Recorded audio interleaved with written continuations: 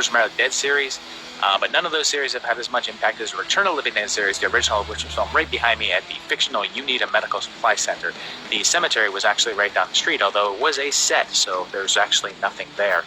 These films, much like the Romero films themselves, have had a rather sketchy timeline and continuity, so today we're going to walk through those.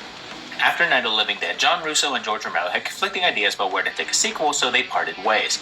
Romero retained the copyright to calling his movies Of the Dead, which Russo got claim to the phrase Living Dead, hence the title of this movie. And although John Russo was involved in the story of 1985's original Return of the Living Dead, it was written and directed by Dan O'Bannon, who also played a big part in the Alien series. We get a nice, big, bold indicator telling us the movie takes place on July 3rd, 1984, and the movie basically takes place all on the same day. We're told that Night of the Living Dead was based on real events, and the government created a chemical called 2,4,5-trioxin, which animates the dead, and somehow George Romero found out and changed the facts in order to not get sued. They tried to dispose of the bodies, but accidentally shipped the barrels to this medical supply facility, and good old Freddie and Frank accidentally opened one. The gas animates one of the facility's cadavers and also turns the boys sick. They chop up the cadaver and take it to the mortuary next door and burn it up, releasing the gas into the sky, which then promptly rains down and reanimated a whole cemetery's worth of zombies who then attack our heroes and their punk rock friends. Here's the thing though, these are very different creatures than Romero envisioned. Anyone complaining about modern running zombies has this movie to blame.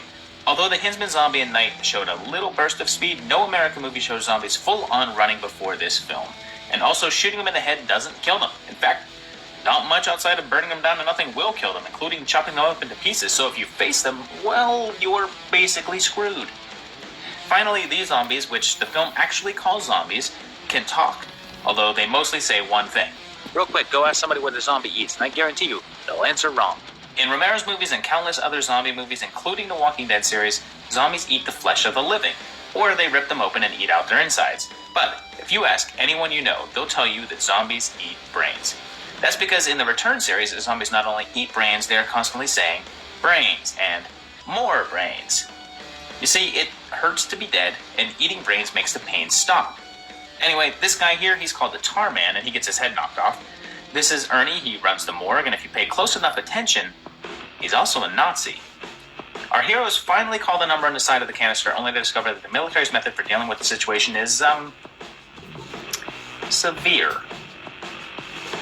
A mere 3 years later, we get a sequel in the form of Return of the Living Dead Part 2. There's no handy title screen showing a date, so it's pretty safe to say that it's set in the year of its release, 1988, since everything about it screams 80s. The film starts off with another barrel of 2,4,5-trioxin being lost, possibly one of the very same ones from the supply company recovered from a blasted out city. A lot of people think that this one takes place in a separate continuity from the first, but there's a few connecting tissues. The biggest is the appearance of Colonel Glover, who sees the barrel and says, "Not again." Also, on a more minor note, the main little kid character and his sister have the last name of Wilson, which is the same as Clue Gallagher's characters from the first, and it's been stated behind the scenes that the families are related. The confusing aspect of the continuity is the recasting of James Karen and Tom Matthews as totally new characters who basically go through the same scenario as their characters in the first movie, even stating that everything seems familiar.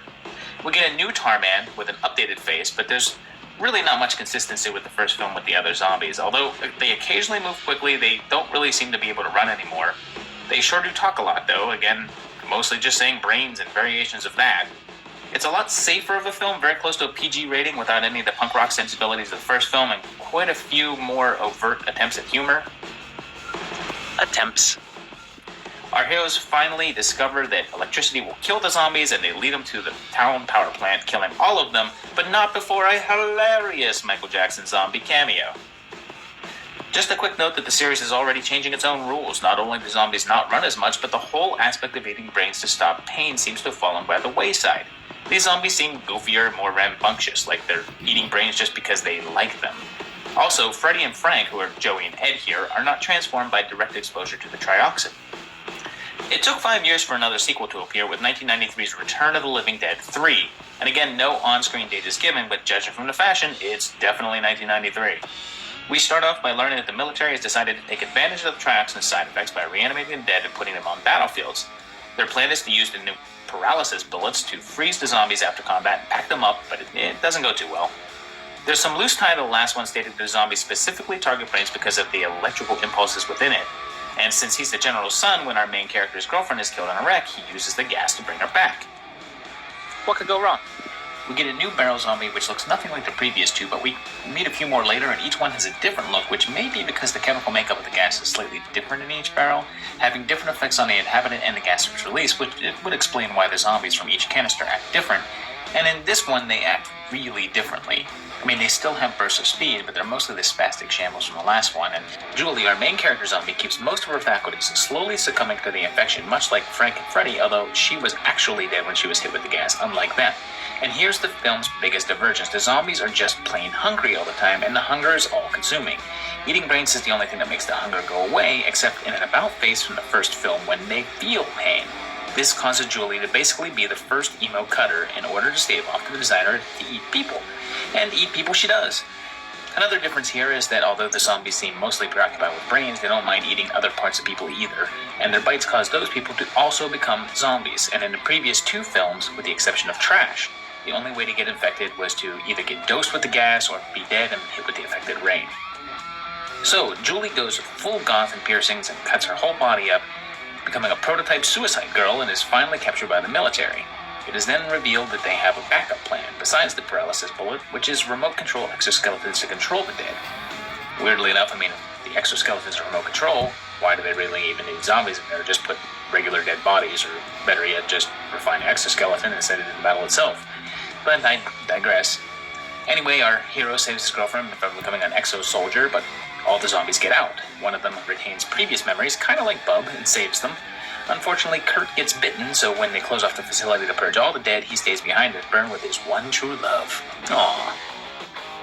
So that was pretty much it for over 10 years. It took until 2005 for Return of the Living Dead Necropolis to come out. The film starts off with a company showreel for a company called Hybridtech that has supposedly helped stop previous zombie outbreaks. They say there hasn't been a zombie attack in over a decade, and then the film then jumps to Chernobyl, where Peter Coyote goes looking for a quick paycheck. I mean, barrels of trioxin. The barrels are apparently left over from the Chernobyl accident in '86, and the chemical inside is referred to as trioxin 5. Very quickly, one Russian thug gets some on his hands and becomes a zombie, and right here we established a big difference between these zombies and those of the previous films, as they can be taken out by a single headshot. Anyway, he takes the barrels back to the part of America, where a large number of people talk with a Romanian accent, and of course, they get loose. A bunch of teens break into Hybridtech to rescue their friend, and it's revealed that the evil doctor is turning people into zombies for world domination, and oh look, zombie baby.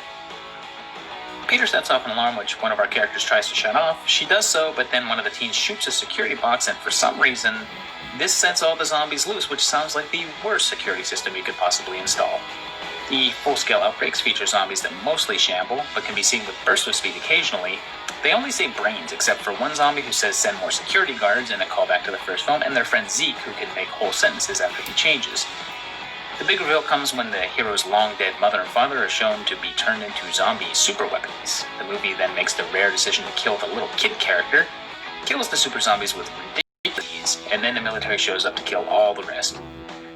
The female lead randomly dies, apparently because she had an illness that would have prevented her from going back for the next sequel, filmed back-to-back with this one, and we wrap up with the doc making off with several barrels of Trioxin 5, and cue dumb cliffhanger to... Oh, wait a second. Written by Bill Butler.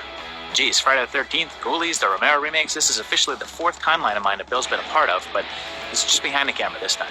So the same year, Return of the Living Dead, Rave to the Grave was also released. It picks up right where the previous one left off, with Peter Coyote with a pickup truck full of trioxin, selling it to some gangsters and getting bitten in the process.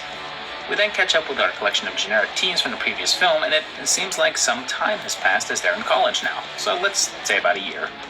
Our lead, Julian, finds a barrel in a hidden room, but for some reason has no memory of what it is or what it does. Also, the characters act totally different. Cody was a motocross jock in the previous film, but he's suddenly a science wizard here. Anyway, the kids come up with a total genius idea of turning trioxin into a drug called Z, which they then sell all over campus. The drug naturally turns people into zombies, and for some reason, characters who fought off a zombie horde in the last movie now have no idea what they are when they encounter them. The zombies follow the trend of the last film with slow mannerisms, the ability to talk in either full sentences or not at all, depending upon what the script calls for at the time. In one scene, zombies are talking about how frat brothers should share body parts, and in another, while characters are asking zombies questions, they are only able to say brains. They are also easily killable again, with a headshot being enough to take them out. On the bright side, we do get a new Barrow zombie that at least looks somewhat similar to the first films. Everything winds up at the titular rave, which is attended by all of Romania. Rural America. The drug turns everyone into zombies, and a full-on battle breaks out with our lead teens and the comic relief mobsters in Viking garb. The military steps in at the last minute and blows everything up with a missile that has the unique ability to create instant daylight, and we're left with the tar man walking off into the sunset, his last shred of dignity dripping into the ground. So there you have it, 5 movies with rapidly changing rules for the living dead and just the barest glimmer of continuity. But like I said earlier, I think if you go with the notion that the different chemical compounds in each of the barrels have different effects on the corpses within, you can kind of make a little bit of sense out of that. All in all, though, you cannot argue with the cultural impact that these films have had. So that's it for this week. We'll be back in a couple weeks with another new video. If you like this one, please like it. Please subscribe to the videos and share it if you like. Tell everybody about it and leave me some comments in the notes below. And we'll see you in a couple weeks. Thanks for watching. Bye-bye.